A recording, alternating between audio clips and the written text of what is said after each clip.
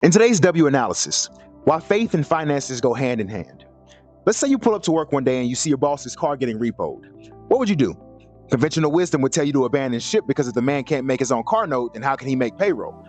But if you dig deeper and base the circumstances off of your boss's character, then there's some things to factor in. For instance, if your boss was a degenerate human being and a compulsive liar, you probably quit on the spot and mock him on the way out the door.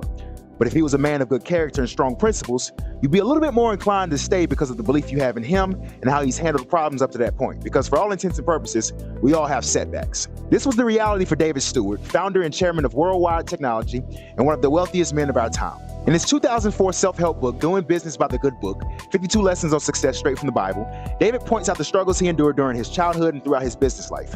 He speaks about the challenges of starting and growing a business while millions of dollars in debt, the uncertainties he felt when he lost contracts and large client accounts, and the ever-sheer embarrassment of getting his car repossessed in front of his staff.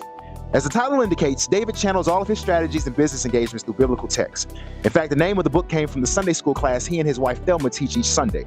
Early on in the book, David speaks to his style of leadership, stating, "There is no imaginary line that separates my behavior in business from my private life. Personally, I don't adhere to the belief that business is different, and that therefore a different code of ethics can be applied."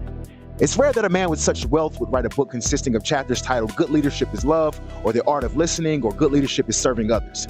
David goes throughout the book quoting scriptures and referencing parables from the Bible that gave him the strength he needed during his most difficult moments in business. Now, don't get it twisted, business is business. But David never walked around like he had an S on his chest.